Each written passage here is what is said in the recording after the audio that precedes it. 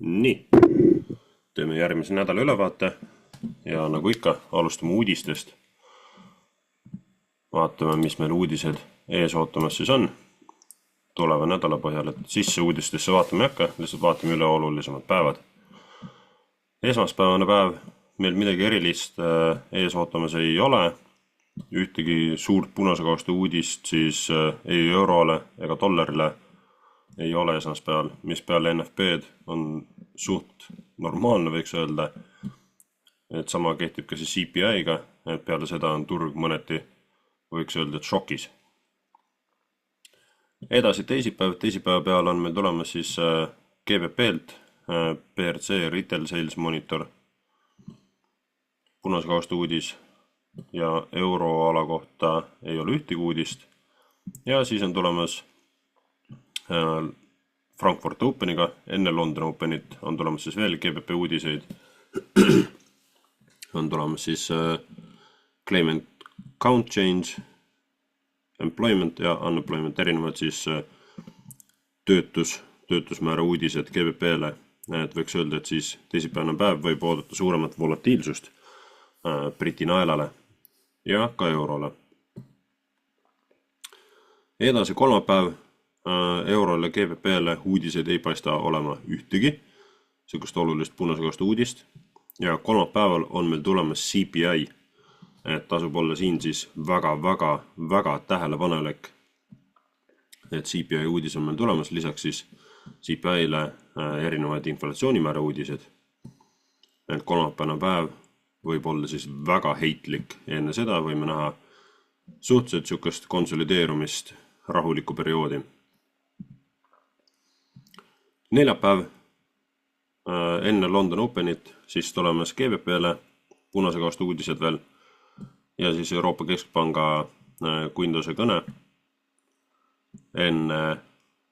mitte enne, vaid võiks öelda siis New York Openi ajal.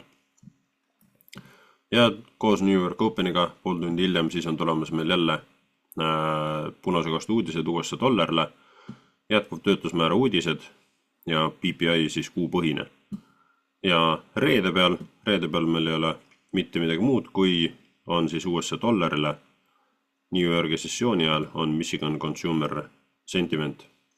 Et võiks öelda, et kolmapäevast alates on siis oodata sükest suuremat, võimsamat turgude liikumist. Nii, aga hakkame dollari indeksist pihta. Vaatame korra natuke puhtamaks. Et ootus oli, et turg liiguks allapoole ja siis ülesse. Et oleme endiselt siin siis weekly supply demand alas sees ja ootan ikka veel siit siis turu üles liikumist. Turg on, võiks öelda siis siin viimastel nädalatel, isegi kuu jooksul suhteliselt konsolideerunud, et midagi erilist suurt toimunud ei ole, seda siis suures pildis. Ja minu ootus oleks siin siis ikka veel, et turg hakkaks ennast ülespoole ehitama, et jõuaks siia Fairvalli käppi sisse. Et täidetaks seose ära ja turg teeks enda siis korraliku tagasitõmbe. Daily vaates, et liikudes väiksematele ajaraamidele, loomulikult me näeme liikumisi ja osa liikumised on suuremad kui teised. Et daily ajaraami suhtes ka oleme siis sulgunud bullishis reedene päev, et seda siis toetas NFP meil. Aga terve see nädal oli siis suures pildis konsolideeruv. Et kui vaadata siit nii-öelda seda esimest sinist küünalt, kus meil eelmine reede oli, siis kerge alleliikumine toimus, aga peale seda jäi nagu turg paigale. Et ootus oleks siin ikka veel siis, et turg liiguks ülesse poole. Nii, võtame need väiksemad päevaliikumised vahelt ära. Niimoodi. Natukene puhtamaks seda graafikut. Nii.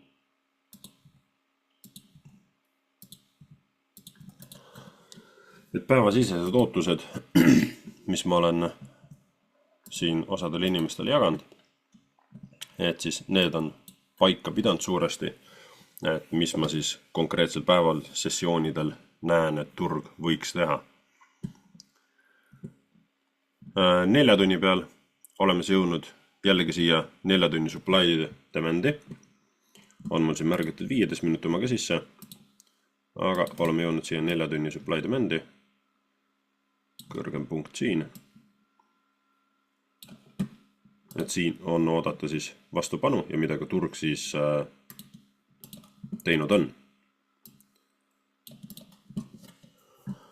Ootaks turgu siit veel üles liikuma. On meil siin korralik vikk allpõhjas siis. Et turg on siit saanud enda siis nii-öelda toetuse tõuke, et vikk näitab meil siis antud kontekstis siin ostjate kohalolu, et siin seda weekly supply demand'i kaitstakse. Et siin on suuremad positsioonid ja need läksid siit ka nii-öelda käiku ja surutud turgu üles poole. Ja ootaks siit siis ka suures pildis turgu nüüd üles liikuma veel edasi. Nii, märgin välja, vaatame, kas meil saame siit. Siin on meil üks supply demand.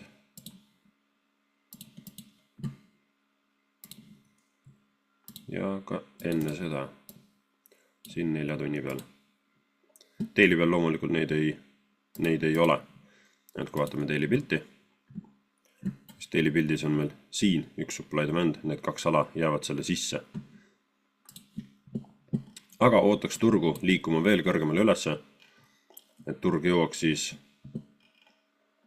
siia punase jooneni märgitud alani, et jõuaks sinna resistant alani ja on ka meil turg siis siin ka 4 tunni vaates maha jätnud justkui trendijoone likviidsust.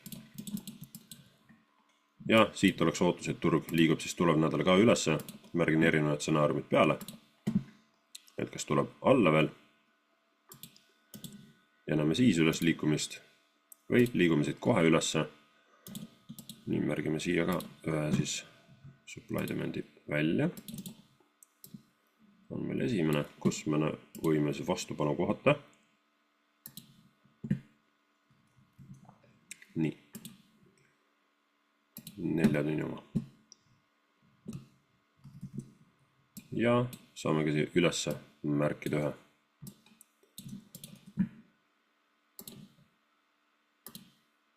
Stsenaarium 2, turg teeb midagi taolist ja siis liigub üles.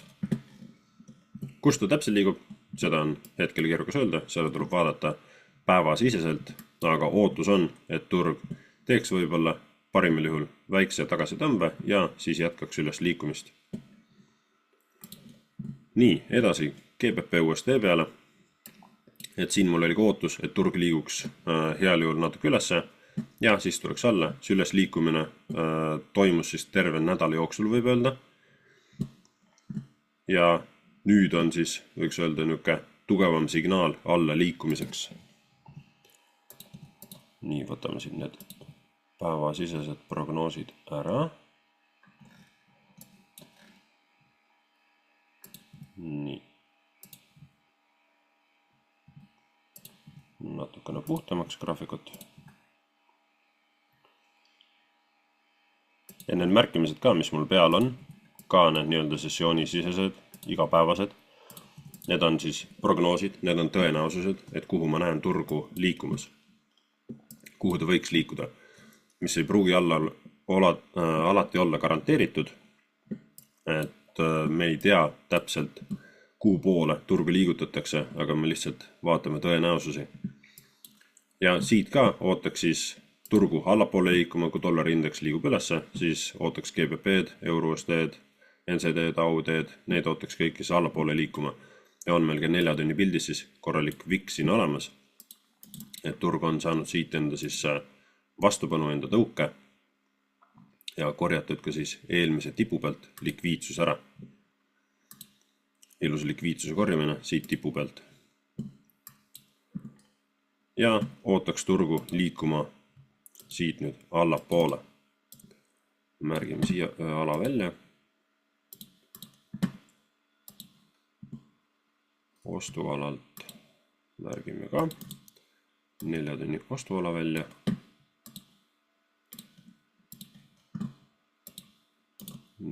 siin allpool on juba olemas.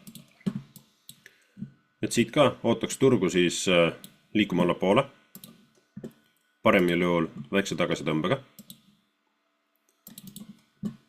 Et see oleks ideaaltsenaarium, aga võib ka midagi sellist juhtuda, et turg tuleb võib-olla saab siit reaktsiooni, 4 tunni supply demandist, teeb siis enda tagasitõmbe siia support resistant alasse ja siis jätkame alla liikumist.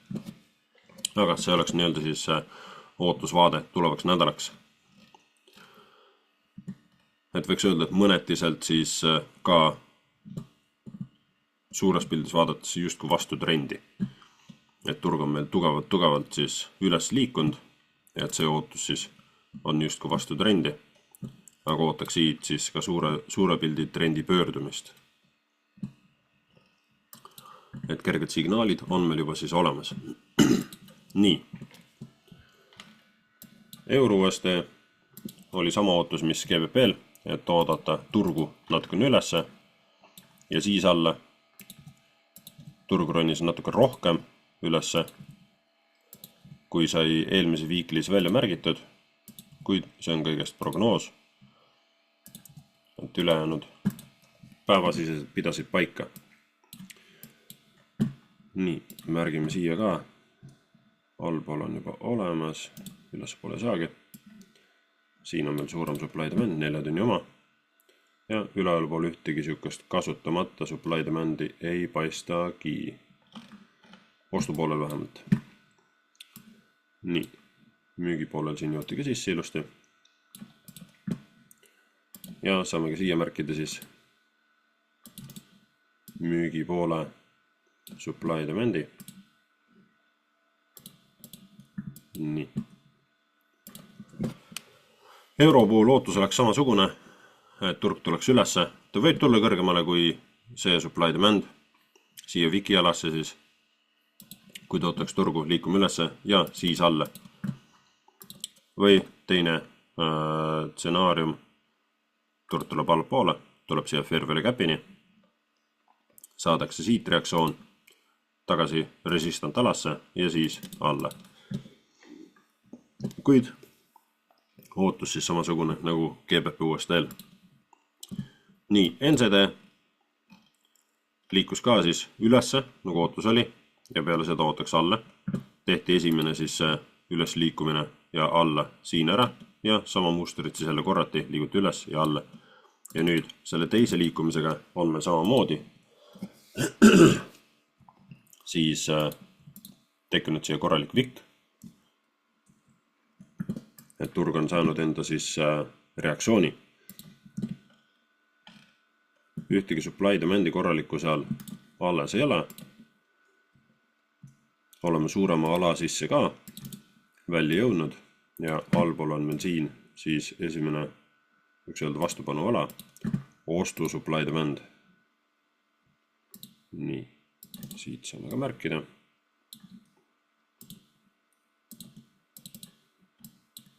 Niimoodi. Ja NZD USD-l täpselt nii nagu GBP-l ja Eurolgi ootaks siit nüüd ka siis allapool liikumist, et just suuresti tänu sellele reaktsioonile vikile, mis siin alas toimunud on. Ootaks turgu, võib-olla tuleme ülesse poole, uuesti testime siia selle viki piirkonda ja siis alla liikuma. Või siis turg tuleb koha alla, saab reaktsiooni tagasi resistant alasse ja siis liigume alla. Igal juhul ootaks siis suures pildis alla liikumist. Kuid NZD, AUD on ka siis konsolideeruvad rohkem paarid, et selle liikumist võib-olla järgmine nädal ei pruugigi toimuda. AUD tegi ka siis enda üles liikumise ja korralikku alla liikumist veel toimunud siis ei ole. Jõudis meil siia supply demand sisse. Ja vaatame, kas meil siin allpool ka ostuala, esimene ostuala on meil siin, mis on kasutamata.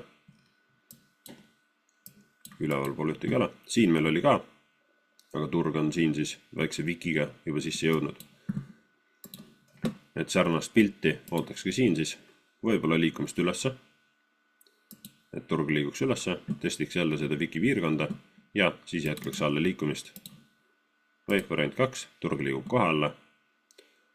Ideaalis haarab meil siit ära selle likviidsuse. Ja siis näeme tagasitõmmet. Vaatame kohe lähemalt.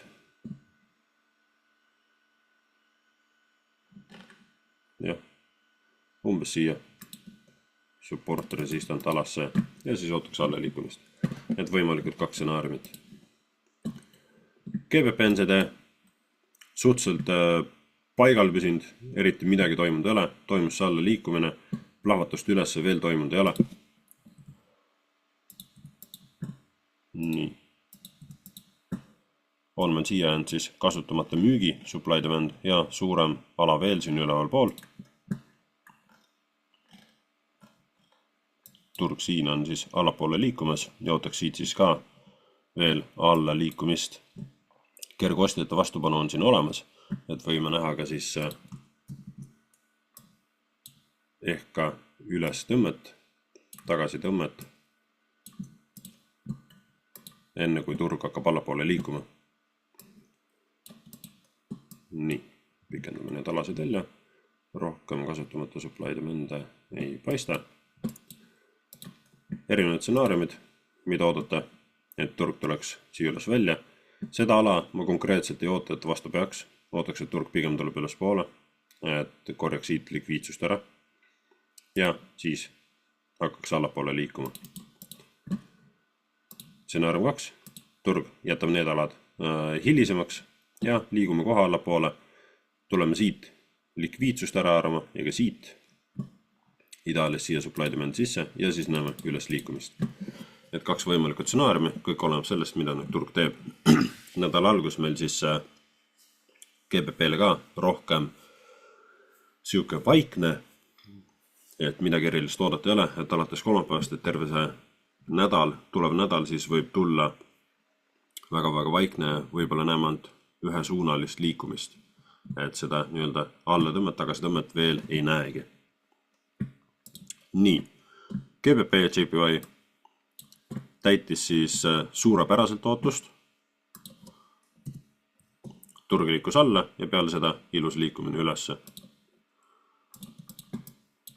Et täideti ilusti supply demand'id ära.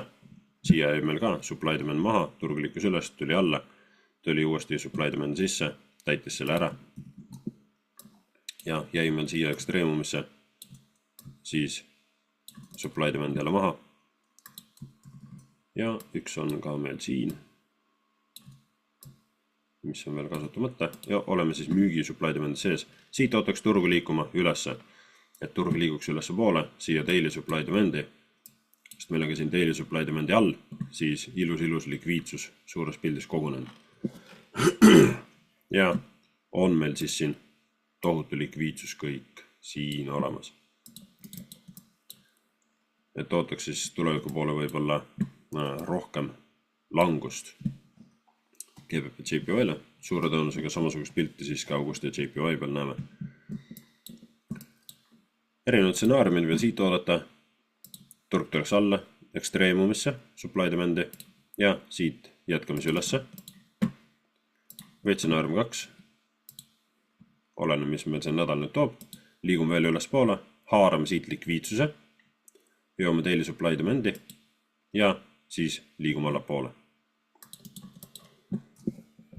Saab näha, mis tulevad nädala sees ootamas on, aga need on nii-öelda need liikumised, mida ma siit graafikult siis näen välja loen, et kuhu poole turg siis liikuda võiks ja milliseid liikumisi teha võiks.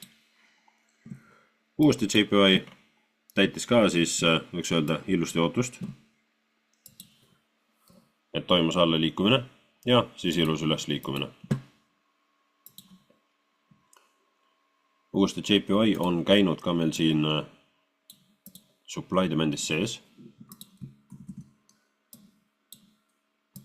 Muidu meil oli, siin oli supply demand. Kuid siin on ka turg juba sees käinud testimas. Ehk et turg ei pruugi siia enam sisse tagasi tulla. Ja järgmine kasutamata. Saame märkida siia vahemikku. Uuesti JPY ootaks ka ülespoole liikumist veel. On meil üleval pool veel kasutamata alasid. Ideaaltsenaarium selline ja siis liigume ülesse. Või stsenaarium 2.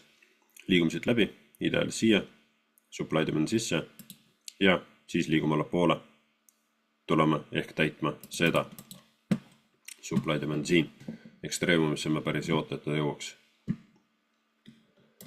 Nii, uuesti CAD. Liikus meil siis alla, konsolideerub väga-väga palju, terve see nädal, midagi erilist toimunud ei ole. Väikestel ajaraamidel 5 minut, 1 minut loomulikult seal saame suuri liikumisi, näeme suuri liikumisi, aga siin suurematel ajaraamidel 4 tundi daily, isegi 1 tund võiks öelda, et midagi erilist toimunud ei ole. Ja turg on meil jõudnud ilusti siia suuremasse supply demand sisse, daily supply demand, et turg on jõudnud ilusti meil siia. Nii, saame märkida siia 4 tunni supply demand'e veel, ülesse poole. Esimesed siuksed vastupanualad. Nii, on meil siin ka. Ja rohkem siin üleval poole ei paista. Uuesti CAD-il ootaks siis ka kerge siuke ostjate kohalolu siin on. Peaaegu hammerhead küünal nagu tekkinud. Kerge vikk on ka põhjas, mis näitab ostjate kohalolu, ostjate paiknemist. Siin on meil ka olnud supply demand, aga see on kasutatud siit selle viki poolt. Turg on hästi õrnad sees käinud. Kõik oleneb ka maakleri infost, et mis maakleri info parasjagu kasutuses on. Aga uuesti CAD-il ootaks ka turu liikumist siis ülesse poole, et turg tuleks ideaalis siia supply demand sisse, sealt võib-olla siis saaks reaktsiooni ja siit edasi jätkaks ka siis liikumist. Tulevane see nii-öelda üles-all liikumine, arvestades uuesti CAD-i, see võibki olla terve nädala liikumine. Et kui vaatame siit, esmaspäeval algas meil siin, terve see osa siin on 1 nädal. Et ega siin rohkemat ei pruugigi näha, arvestades seda, et nädala algus on veel hästi vaikne. Võib-olla näeme kerget alletõmmet ja siis üles liikumist. Kuid täpselt nii nagu siis dollari indeksilgi ootaks pigem üles liikumist. Sama siis ka uuesti CAD-il, uuesti JPY-l ootaks pigem üles liikumist. Loomulikult võime näha kerget alletõmmet, aga ootaks rohkem siis üles liikumist. GBP JPY samamoodi pigem ootaks üles liikumist. Et super ideaalne oleks, kui turg tuleks hüppega allapoole ja siis liigume ülesse. Et siis läheb kogu see pilt ka nii-öelda dollari indeksi prognoosiga liikumisega kokku. Vot, aga selline minu nädala ülevaade. Tehke ka enda ülevaated. Kontrollige kõrvutage ja vaatame, mida meil uus nädal toob ja lähme vallutame turud järjekordselt järgmise videokohtumiseni.